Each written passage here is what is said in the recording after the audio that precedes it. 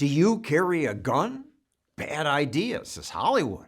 Countless TV shows portray good guys who try to stop crimes with their own guns as fools. Citizen's arrest, drop your gun!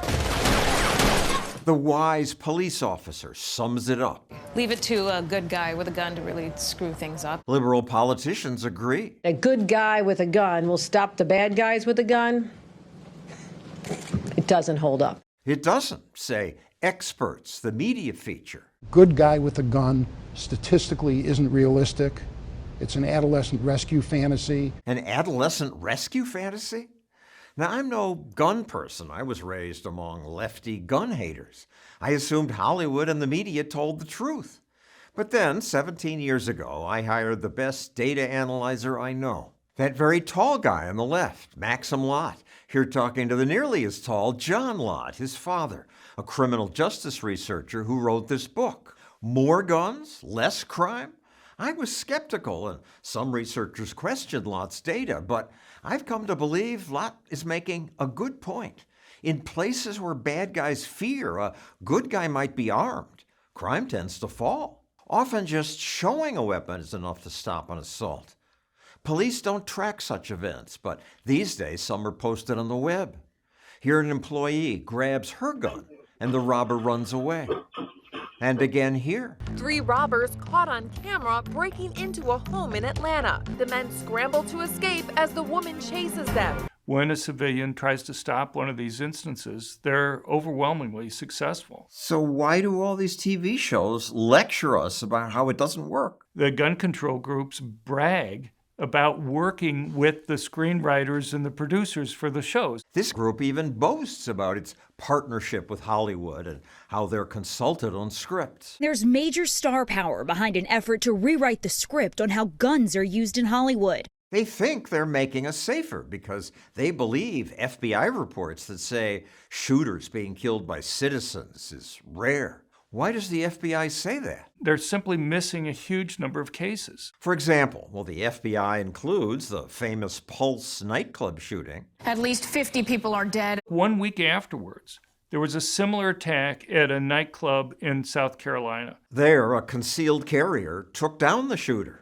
The thing is, it got virtually no news coverage. 49 people being killed is going to be a bigger story than 3 people being killed. I understand, but the guy still had like 125 rounds of ammunition on him when he was stopped. You would think at least some of the news coverage would at least mention, here's another case that almost turned out to be the same, but it was stopped. Also, remember the Parkland shooting? At least 17 people are dead in Parkland, Florida. Just a few months later, in Titusville, Florida, there was an elementary school that was having a big event at a park right next to the school. Had hundreds of students there, and a man came up, started firing his gun. Police say the gunman was then shot by someone else who had a legally concealed weapon. And was able to seriously wound the attacker and stop him before he was able to go and kill anybody. The bystander saved a lot of people's lives, says the police. But I never heard about that. Local media covered it, but it hardly got attention beyond that. The FBI somehow also missed it. At crimeresearch.org, Lott lists cases where bystanders stopped shootings, cases that the FBI often ignores, like this one. 3 people are dead, several others injured. Raul Mendez was at a party taking selfies with his pregnant wife, but then a guest at the party began firing at people. Catches me in the right side of the head. Bullet entered right here, right by my ear, goes straight through my face and out my left eye. Somehow, Mendez recovered. I gained consciousness and I unloaded 4 rounds and finished them off. He probably saved the lives of a dozen people, including his wife and daughters. Prevented him from, killing those girls. You always carry a concealed gun? I always do.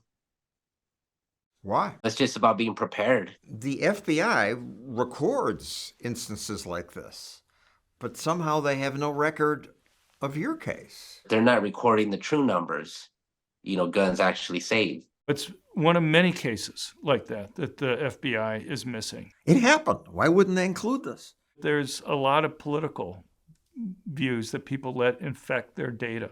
I had interactions with the people in the FBI. I had people go and tell me, well, I'm a Democrat, as a response as if somehow that's how we determine whether or not to fix the data. The FBI, who carry guns, are anti-gun. It's just not believable. I think the people at the top, I think, are more politically motivated than maybe your rank and file FBI agent. If they think that it would go against the narrative that they want to go and push, then they'll fight you. We asked the FBI about those cases they missed. They responded, their data is not intended to explore all active shooter incidents, but rather to provide a baseline understanding. Seems like they admit their data's incomplete. But the media sure don't. This kind of outcome is rare. This is very rare. No, self-defense is more common than they say, and it does stop lots of crimes. It'd be great if we could just get all guns to disappear. But the problem is that when you go and you ban guns, it's basically the most law-abiding good citizens who obey them. Every place in the world that's either banned all guns or all handguns has seen murder rates go up. Why would that happen? If you're primarily disarming their victims, you make it easier to commit the crimes. But the so-called experts still say there haven't been good guys with a gun who stop mass shootings. It's the kind of thing you learn from reading comic books. I was prepared and it saved lives. There's no comic book story about that. Those are facts. That's what happened.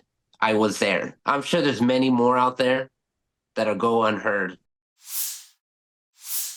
Stories like this do often go unheard in legacy media, but we cover them at Stossel TV.